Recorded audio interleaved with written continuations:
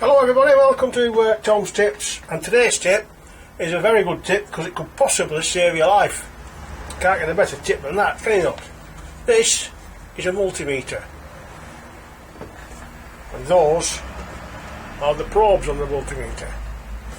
And if you put the multimeter onto the 250 section there, what happens is once you put the red one to live, the black one to neutral, that little needle swings over there and it tells you how many volts there are on that particular circuit.